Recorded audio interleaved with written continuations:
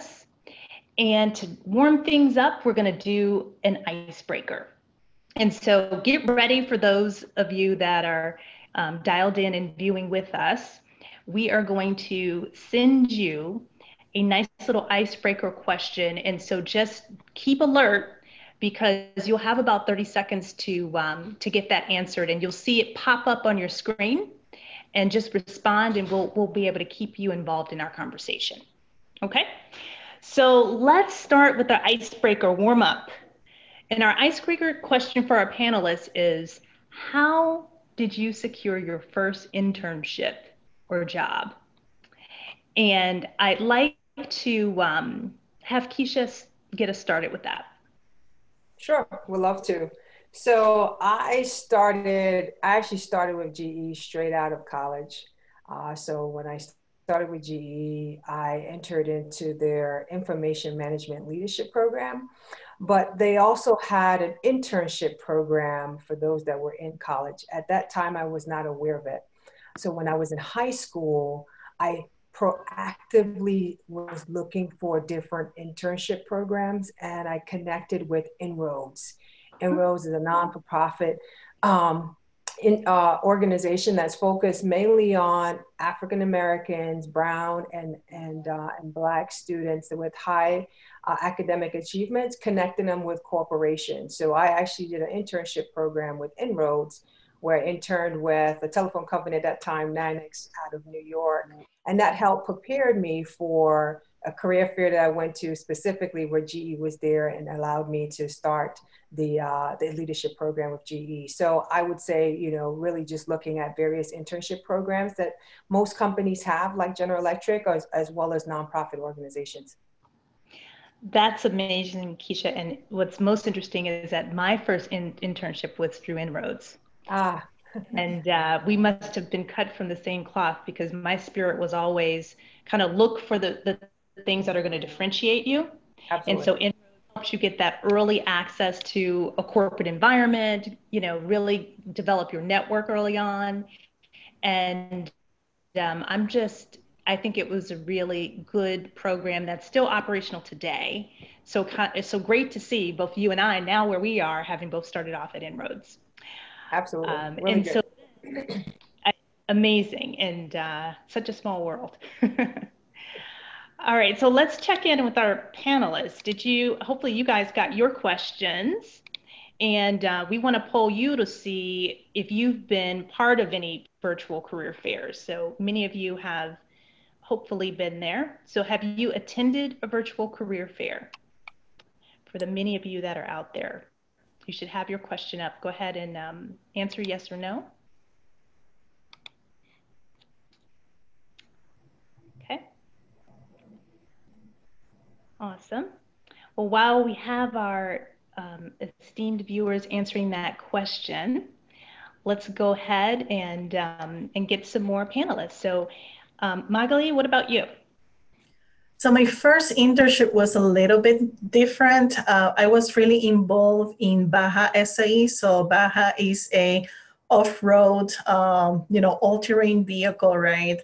And I was just intrigued at, how, as a student, right, I could contribute to a project like that, especially because I started as a freshman. It was just, 1 week, right, fresh in college, right? And I was exposed to the opportunity to join this team. And I said, why not, right? At the same time, I was also very engaged with the Society of Hispanic Professional Engineership, and they really motivated us, right? But particularly myself, and really, they provided some good resources on how to get you ready, especially for that first job fair, right? And, just having that confidence and having that additional experience, right? And having some good examples of working with, different teams, working in technology, right? Application, as well as, with all the soft skills and the preparation from, the student association, I was able to go, very confident and walk into that first job fair talked to a lot of recruiters, right? And as soon as I saw, my current company, actually GM, I was like, I need to talk to those recruiters, right? So I had the opportunity to talk to a few of them, ask questions. I came prepared, with already an understanding of the type of technology and product that they work on, right? So it was a really engaging, conversation. And after that, just went through the process of interviews and so on, and I got my dream job. So it was very, very rewarding experience. That sounds amazing. And I think that nowadays we have to continue to get the skills, get that pre-work, so we can dive right into an environment and be ready to perform. And so, really inspiring story, I'm sure, for everyone to hear. Okay, so it looks like everybody showed up at this presentation at the right time, because 75% of you said that you have not joined a virtual career fair. So with the things that you guys are hearing from us, so in terms of what types of organizations you should be looking at, as well as the things you'll hear to learn about how to navigate, will hopefully be very important for you and help you in your journey. So now let's go over to Jill. What about you? How, what did you do to secure your first internship or job? And we may still be waiting on Jill. I mean, we are in the beauty of technology. So sometimes it will work, sometimes it will not. So Jill may be on later, and let's go ahead and keep going. So one of the things that's interesting in a virtual career fair, so as you guys can see, you will walk into a virtual environment and you have to show up ready, right? And, you need to be professional. So if there are video conferences, you should dress appropriately, you should look appropriately. One of the guiding principles that people often give inside of Accenture is you almost have to elevate your energy level 50% more than what you would, because you're on camera, right? And so sometimes even though you may feel like you're being energized, you may come across as low energy. So for all of our panelists, we're going to stay high energy for you, just like we're sitting in our career fair as we kind of go through the first set of our questions. So a couple of things. A number of the viewers, Keisha and Magali, said that they have anxiety about career fairs, especially when they've just entered college and have not really attended a career fair in person. And you saw that 75% have not been part of a career fair or a virtual one. So they have questions like, what do you wear? Should you have your resume, right? Even a virtual resume on hand to upload? And what does the format need to be? And most important, what about body language? Because when you are in a physical career fair, you can read the room, you can navigate, you can do eye contact and really get a feel for the environment. So how do you navigate those things in a virtual setting? So the first question of tonight that we want to get out there is, what should candidates expect when attending a virtual career fair, and how best do they right now start preparing for the experience? And so Keisha, let's go to you first. Yeah, I tell all candidates, virtual or in person, you dress for the role. You dress as though you're going to be interviewed. So specifically because you're on camera, I say be fully dressed. You never know when you have to stand up. If you're bending over to pick up something, you want to make sure you are fully dressed for that interview. I look at a career fair as an interview. And that's what I would tell you to walk in expecting, that at any given moment, that employer on the other side of that camera could actually hire you for the job.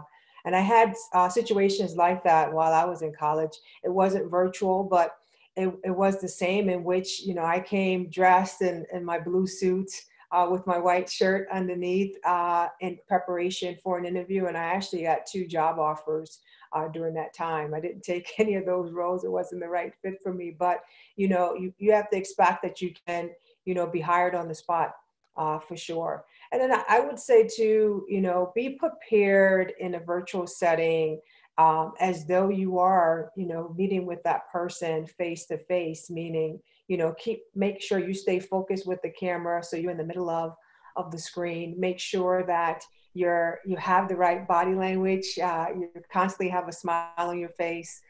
It just shows that you're pleasant, upbeat.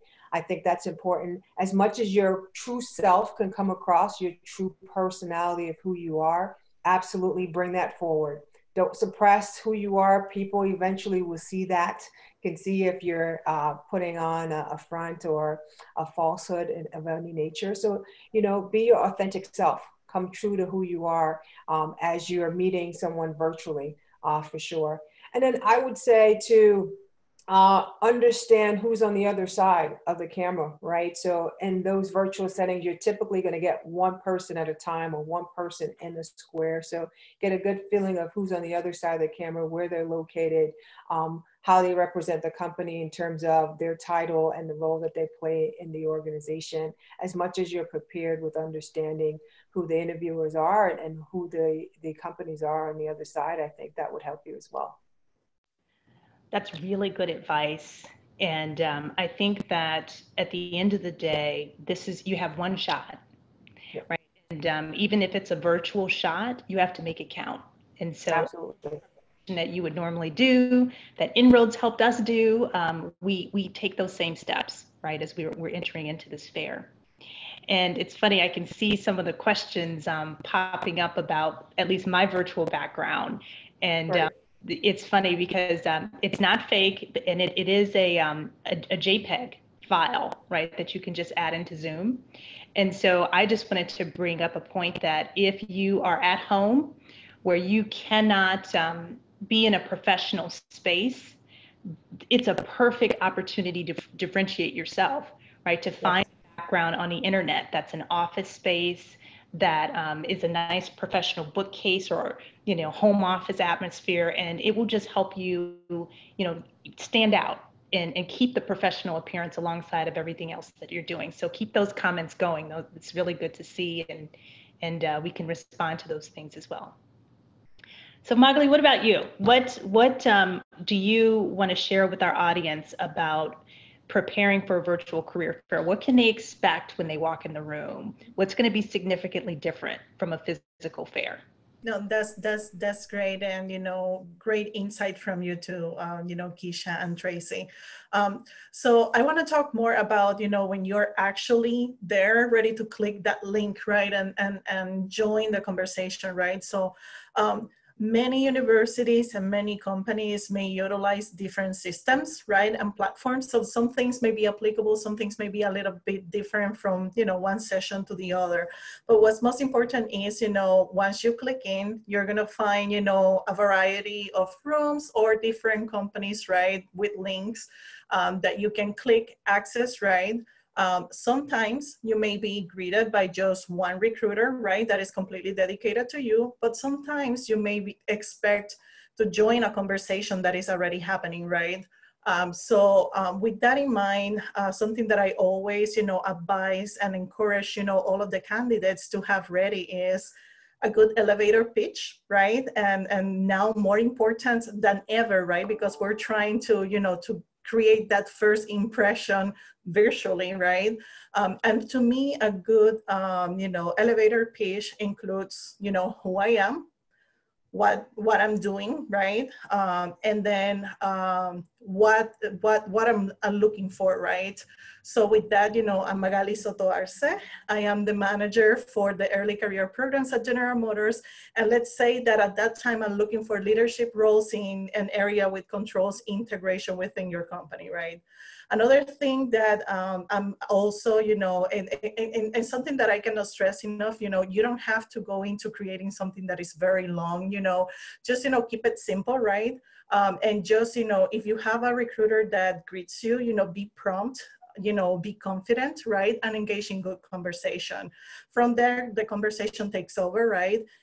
And, come prepared with, some questions regarding the company. Some good things that you can ask is about the company vision, the mission, the values, the technology, the products. And even in these unprecedented times, sometimes it's good to ask, about, the company's response to the, present situation about COVID, right?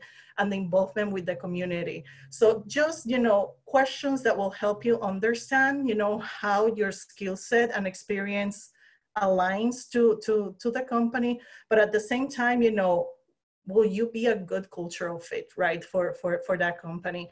And the conversation and the networking opportunities that you create as part of participating in events like this can really continue throughout the years, right? And I can tell you that I just crossed conversations in an event at the university with people that I talk to them as recruiters now, and here I am representing General Motors, right? And it was just, a great experience. So, make the most of it, come prepared, do your research, understand the company, and even if you don't know the company, that's good too, right? Because this is the opportunity for you to get to know the type of opportunities that they, are offering and learn more about what they do. So, yep. That's fantastic advice. Okay, so now that we know a little bit about the virtual career fair format, we know that unlike a physical fair, attendees just have a finite amount of time, right, to get in, get the information, talk with a recruiter, and then make an impression. So for viewers, this is the time to really listen in to what Keisha and Magali are going to share about the hiring process, right, and what companies are looking for when they have that 5 minutes with you. So, one of the things that I always struggled with when I was walking into a physical career fair was, what am I going to say? So to your point, Keisha, about an elevator pitch, what am I going to say? What 2 questions can I ask, right? And then how do I get the information I need to make sure that that company is a fit for me and that I'm a fit for the company, right? So that's the kind of prep that that you should be doing whether you're in a virtual or a physical environment. So we're going to get the audience involved again and do another polling question. So for our viewers, I want you to respond to whether you've ever prepared a list of questions to ask potential employers. So give us a sense of whether you've done that or not.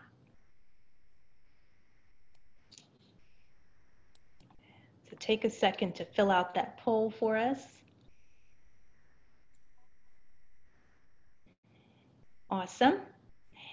And then while the poll is going on, ladies, I will get your expertise on a different area.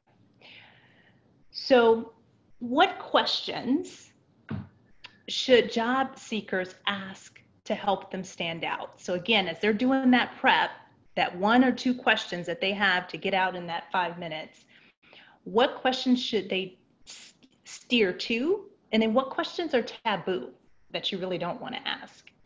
So Magali, maybe we start with you this time. Share your wisdom on this area for us. Sure. So questions to ask to stand out will be, just going back to what I've been mentioning about, making your research. Questions that you first and foremost feel comfortable, right? Because the recruiter may come back with another question, right? Why are you asking about this? Or, why are you so interested in this topic? So, as part of your research, we talk about, learning about the company, what do they do, their mission, their goals, their behaviors, their products and their technology. Especially if you have, some particular skills, right? Or a very unique skill set, questions that are related to that or that will give you the opportunity to, for you to continue the conversation. Oh yes, I'm familiar with that technology. Because, I have the opportunity to implement it, or yes, I know that language, right? Because it's something that I use in a day-to-day basis in order to solve problems, right? So those will be the things that, I highly encourage you, to engage in conversation because, the conversation keeps rolling and that's exactly what you want to do, right? Or you're talking to a recruiter. Things to not ask, as part of that, first impression. I will say salary, and salary is one that, we understand, that this opportunity is, you're interested not only because of the experience that you're going to gain, but also, let's be realistic, right? In this day and age, these opportunities come with a salary that help, the students, throughout their, education, right? This is not exactly the best time to talk about that, right? Please consider that, if the recruiter believes that you're a good fit for the company, there's going to be many steps that you will have to follow, whether those are, some additional screening by other members of the company along with interviews, right? And you will have more than plenty of opportunity to talk about those things. That's great advice. So hopefully everybody's taking notes. That is, those are some important things to consider. What do you think, Keisha? Yeah, I'll add to that. I'll say that in addition, always make sure you're asking questions around professional development. You're coming new into an organization. You always want to understand, how can you grow? How can you be able to manage your career throughout this organization, this company? So really getting a feel for, what professional development, what career paths exist today. It just gives you a sense as, hey, can you fit in? Does this have a path that you're comfortable with? I would say some questions to avoid is absolutely compensation and benefit questions. Stay far, far away from, do they have tuition reimbursement? Would they allow you to go back to school? You want to stay far away from that. You absolutely want to keep your questions tied to really direct around the culture of the business, specific to, growth opportunity, really tied to where the company's going, to say, hey, do you believe in their vision? Do you believe in their growth strategy? I think that's important to understand coming in. But I think the development just really focused on, hey, you're not where you exactly see yourself going. You have aspiration to grow in your career. You want to be with a company that's really focused on helping to grow and nurture their employees. So as much as you can pull that out of an interview, I think that's the best focus. That is awesome advice, Keisha. Thank you for sharing that. And it looks like Jill is joining us via the phone. We pulled her in. You heard the question, but we're talking about the questions you should ask and the questions you shouldn't ask when you have that coveted 5 minutes with a recruiter on a virtual career fair. Any wisdom to share? Thank you so much, and I appreciate your patience as I tried to get in. It's unprecedented times right now. We're in this virtual channel, and we're all dealing with technology challenges. So, real life right now. In terms of recruiting the virtual career fair, I mean, first and foremost, I think that the don't ask anything that you can find through easier channels that you can find online. The obvious questions about the company, the opportunity, what have you, but really trying to focus on tying it into asking about the company's culture, asking about specific opportunities and how they relate to your interest. Trying to make it as personable as possible, and be able through the questions to articulate what you know about the company, the research you've done about the company, and your excitement about the company, the opportunities.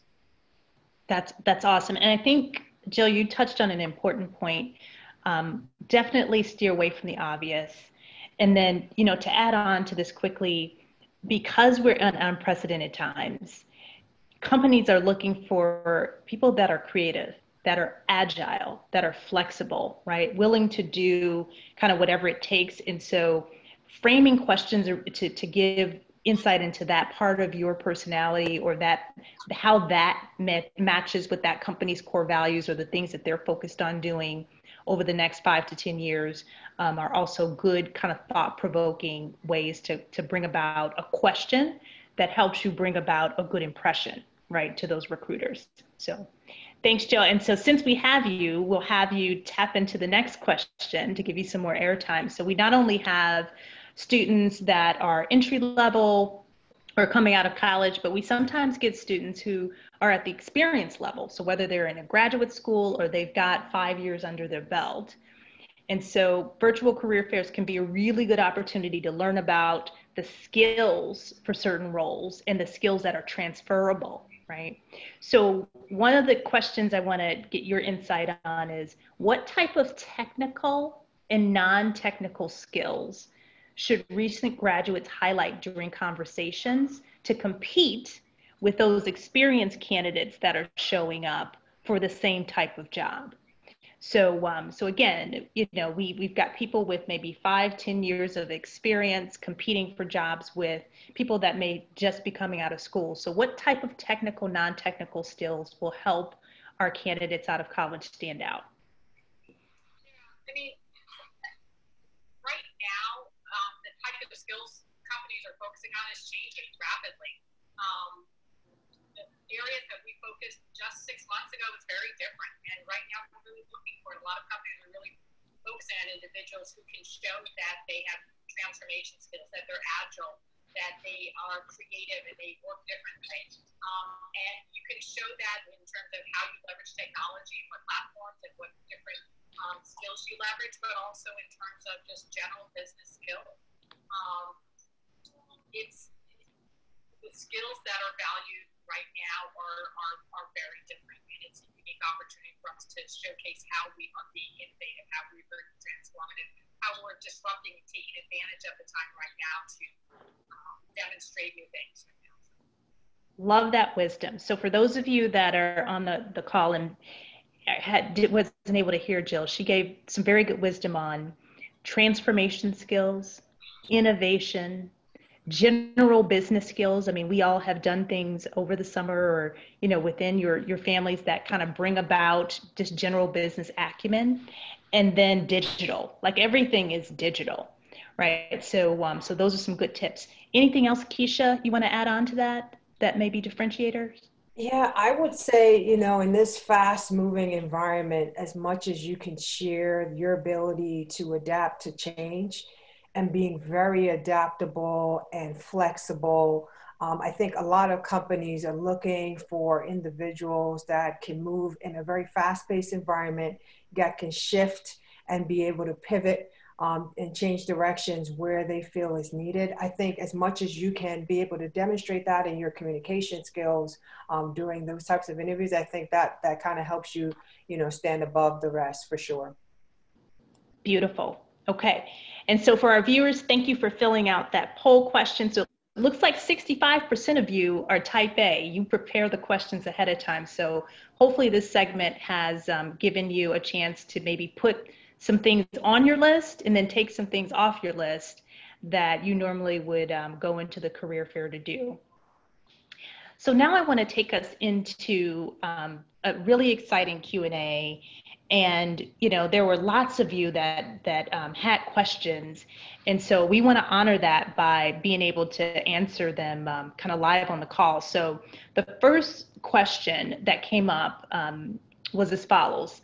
As an international student, I'm concerned that it'll be harder to land an internship or job when I graduate because of the unemployment rate and, of course, the current political climate. Does it make sense for me to attend a virtual career fair? And if so, should I disclose that I need a visa during my conversations?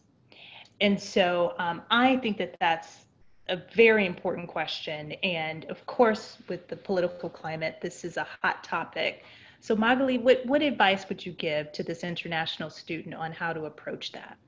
No, thank you. And actually, because I manage, the rotational program as well as the internship program for engineering in GM. I get this question a lot of times in LinkedIn. So any of you that would like to connect there, feel free to find me. Yes, my recommendation is to still participate. There are many companies that will be there, and different companies have different requirements as well. Even functions in the same company from one organization to the other may have different requirements. So yes, please participate, do engage in those opportunities, even if that company that you really want to work for doesn't have the opportunity now, but you have the opportunity to network with a recruiter. It can be a connection that can help you, tremendously in the future if the opportunity do arise. Now, as part of that research, very important piece of, all of this process, right? Some of the requisitions already include, and those are the job postings in the careers website, already include some language regarding that. But, to me, integrity, is number one behavior, right? And that's also, what I'm expecting of the candidates, right? So, as you're part of those conversations, ask, right, if there's the opportunity or the different opportunities that you're interested do allow for students that still require sponsorship. And you may be surprised, there are companies there that, do offer those opportunities. Agree. And transparency, trust, honesty, those are things that are deal breakers, right, out of the gate if you're not upfront and honest. So thank you for sharing that perspective, because it's important. And I loved your point around check the job description up front, because it may give you those details without you even having to ask the question. Mm-hmm. So keep in on this conversation too? Yeah, I'll add one more thing. I would say too, to recognize that many of our companies are global, right? So even if, total transparency, you are very clear upfront in terms of what your mobility looks like, recognize that if that job may not be the right job, that these companies are extremely global and there may be an opportunity even in your current location. And I think too, given our current COVID situation, coming out of COVID, a lot of companies are understanding that employees can be even more productive working from home. So not being able to be physically at a location is no longer a hinder or barrier in terms of being able to work in many institutions these days and for many roles, right? So just keep that in mind and be very open to that at any given time.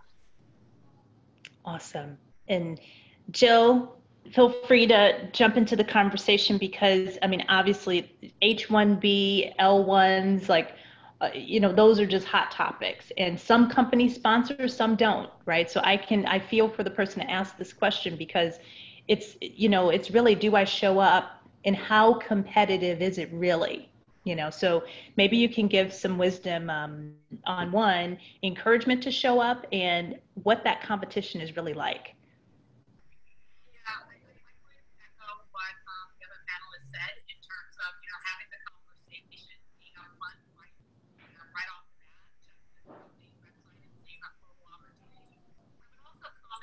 As it relates to me disclosing it at the appropriate time and when asked. I have seen too many instances where students haven't disclosed it, and they get an offer at the end of their college years or their junior year of college. A year later, when they're ready to start, 2 days before they're ready to start, all of a sudden they're no longer.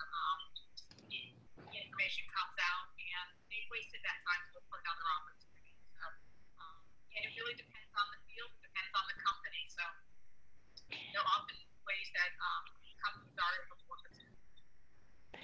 Yeah, and that's an important point, right? Because at the end of the day, companies talk, right? And you want to kind of keep putting your foot forward, because even if it's not a fit for this year, it may be a fit for next year. And so remember, at the beginning, we talked about first impression is your best impression. First impression is your most important. That transparency is key. And then the second thing I would just add is a virtual career fair is a great opportunity for you to spend your time. So versus having to get in a car, drive, park, go to a big ballroom, right, where you're spending 5 hours, you have a chance to just log into your computer, pop on, and learn about different companies, which may help you target where eventually you want to be, right? So my spirit is, why not join and get all the information you can, and then also ask those companies what programs they have in place to help with work permits, visa, and H-1B sponsorships. So much easier. That's at least a benefit of COVID, right? Much easier to do things virtually than physically, and a good use of time. So hopefully that was helpful for H-1Bs, and we're all kind of experts in this area. So if you want some additional follow-up, we'd be happy to talk with you offline as well. So let's go to the second question that we heard from our audience members. So it's a really good one. How should we manage our time in the fair? Should we wait to speak with companies that have roles that interest us most? Should we speak with multiple companies to explore, or speak to companies that have shown interest in the past? So this is really getting back to that. I really have 10 minutes, right, to do my thing while I'm in the fair. How do I balance my time and make the best use of it? So Keisha, what are your thoughts on that? I say be very targeted, especially if you have a clear understanding of where you want to go, what company you want to be a part of, and what job you want to do, right? I think if you have a very clear understanding, be very targeted in where you want to spend your time so it's the most meaningful for you, you get the most out of it, as well as you'll be able to provide better insights to the interviewer on the other side of the table, right? So, or the other side of the camera for sure. So I think be very targeted, be very, very prescriptive in where you want to spend your time. Now, if you're very unclear on where you want to go, what role you want, if you want to stay very technical, if you want to be kind of more closer to the business side of the house, then I think then be a little bit more broad, right? Really get an understanding for what's out there, what companies are doing today, what roles are available, what direction they're heading, but it's more of an information gathering for you so that you can better help, structure kind of what you're thinking about next, right? So I think it really just depends on the individual. I don't think there's one that's better than the other. It's really what you're trying to gain out of the experience, as well as what you want to put forth in front of these individuals. Thank you, Keisha. Wise. And Magali, what do you have to add to that? So my own experience, what I used to do, I used to have a list, because you can, through your, educational institution, right, your university or the high school, they are able to provide, what are the list of the companies that are participating. I used to divide the list in 3 buckets. The ones that I know, and those are my dream companies, right? And then the ones that are very close to that, and then the ones that I'm just curious about, right? So I will prioritize those that I know that I'm really, looking for that opportunity to happen, and then go down the list, right?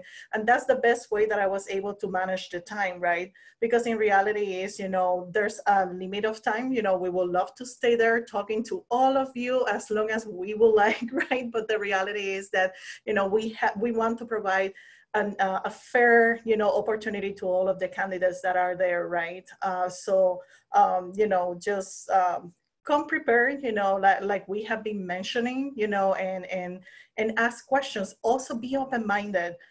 Something that particularly another experience from GM itself, right?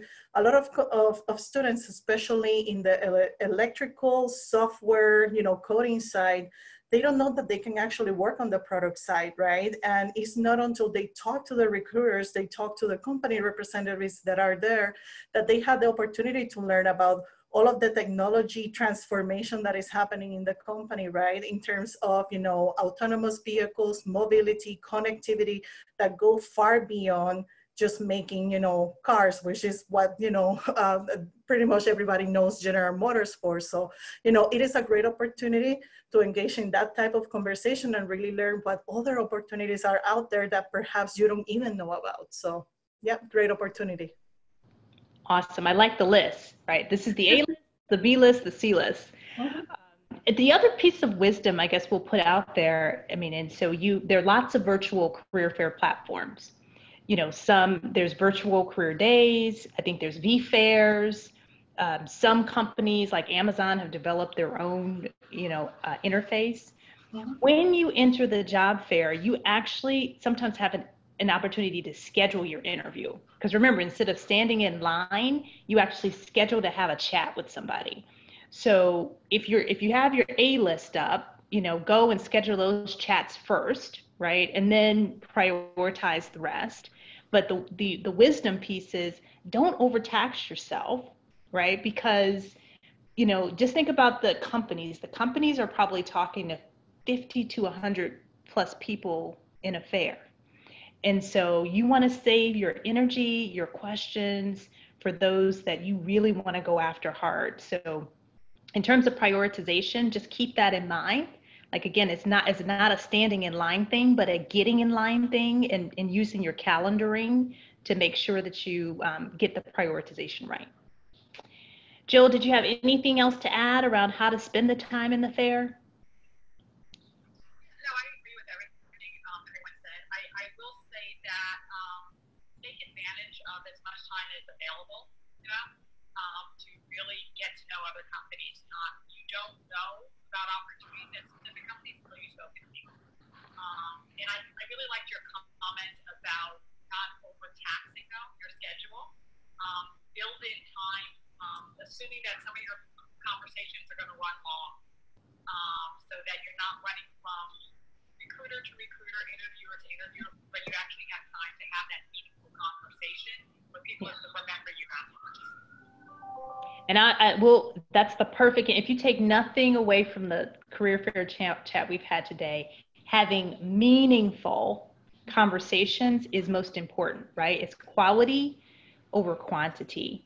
And so that kind of brings us into another great question, which is, how do you keep the conversation going after the fair is done without feeling like you're overly intrusive? So this is this is like a dance, right? You want to be seen, but not be seen in a way that it impedes upon your ability to get hired. So Keisha, what do you have for our audience members on how, after the fair is over, how do you stay connected? So, I always say,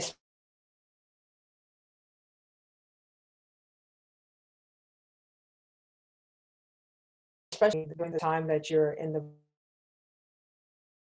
virtual fair, is make sure the individual's name, you write their name down. Sometimes most companies are likely to give you an email address for you to continue to follow up with them, but take advantage of the network that we have out there, which is LinkedIn. And you go out and you connect with them on LinkedIn.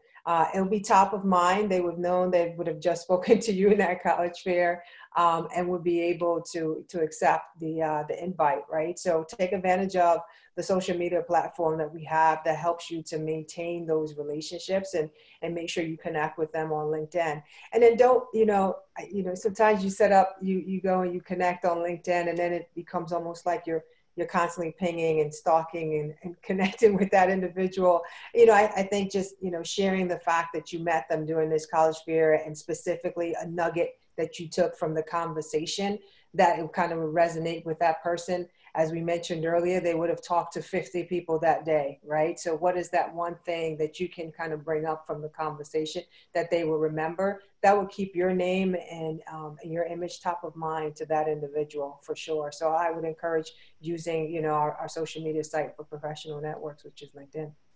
That's awesome. Yep. And LinkedIn is great, right? And allows you to track the whole conversation and stay in touch. Magali, what's your best tip for it? GE, and I know someone typed what is General Motors actually. So GM is General Motors, for those who were wondering. As a professional at General Motors, what is a candidate going to do to stand out with you after the fair? What would they do to keep your attention? Yep, perfect. Let me give you an example that just happened this week. So I was, facilitating a couple of virtual, webinar seminars, right? And one of them was a student guide to virtual recruiting, and just sharing some tips and things to do, right? And I actually had one, and this is just resonating to what Keisha just shared.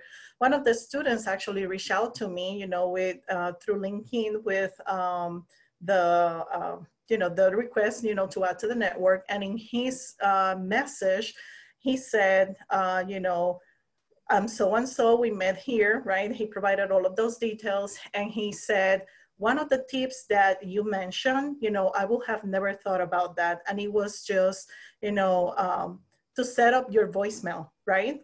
Because if you're participating in that virtual career fair, right? Or whatever the interaction that happens, with those recruiters, it is very important that they have a way and the means to leave you, a message if they cannot contact you. So he put that as part of, his message to me. And I can tell you, I will never forget that name, because it was something that connected to me, and also, that him sharing how beneficial, even though it was just that, you know, small tip, that small advice, right? Is something that will always make me remember his name, right? So little things like that, you know, just make sure that, you know, they are unique, but they also, you know, highlight part of the conversation that you have with the recruiter. And I think that's such an important point, because remember, you're virtual. Mm-hmm. And so, you know, you now have a chance to have a piece of paper and just write it down, right? So as you're talking to someone and you're making a connection, you know, whether it's the school that maybe you guys went to together, an organization you're passionate about, an area where you've given back, those are great connectors when you're reaching back out in LinkedIn or an email, so that that person remembers you, right? So so remember to do that, be very proactive. And it's not, I mean, it's about creating human connection, right? So I think that's an excellent point. Jill, what about you?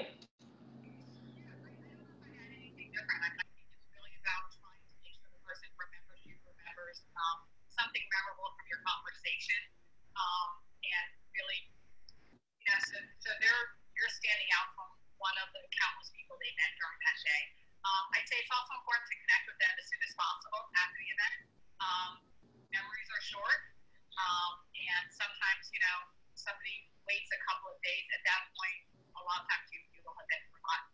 I know both for virtual conferences as well as in-person conferences, the people who stand out are people who I've heard from almost immediately, and they build in time into their schedule during the day so they can actually reach out to people and say, hey, I had a great conversation. We talked about X, Y, Z. I would love to talk to you further about ABC. Awesome. That's great. Okay, so we have time. We're at 7 minutes, so rapid fire for everybody, for all of these viewers that are on. What is the piece of advice you would give your younger self when you showed up at this career fair to have confidence and courage? What's the one piece of advice? Keisha, we'll start with you. Be your true self. Be your authentic self. Make sure you do your research on the companies you're spending the time with, but more importantly, make sure you understand who you are and where you want to be, for sure. So as much as you can be authentic and true to who you are, and understand what that looks like, I think that's more important. Excellent. Magali, what's your message to your younger self? Be confident. Don't doubt yourself. Come prepared with good examples about your experience rather than trying to figure out what questions you're going to be asked, right? Know your experience through your classes, you know, your projects, your involvement in student associations and activities like this one, right? And that will help you through the process. Jill, rapid fire. What's your piece of advice? I would trust myself. I would trust that I properly planned. I prepared for the interview. I prepared for the career fair, and I'm ready to go. Excellent. My piece of advice for everyone, be bold. This is the time, right? Everyone's looking for game changers. And so I'll leave you with a quote, and it's one of my favorite quotes from Oprah Winfrey. It says, discover who you are and use who you are in service to the world. And if you can do that inward reflection and show up bold and ready to change the world, you'll get any job that you want, virtual or physical. So thank you everybody for coming. We hope we've given you some things to think about. Best of luck as you go into your virtual career fairs. And we're happy to support you in any way we can. Have a good night. Thank you. Thanks, everyone. Bye. Bye. Thank you so much, panelists, for your time. Appreciate it. Thank you so much for everyone for attending. If you don't mind bringing out your phones real quick before you log off to take our quick survey to let us know what you thought of the discussion today. It only takes about a minute. And thank you for joining us.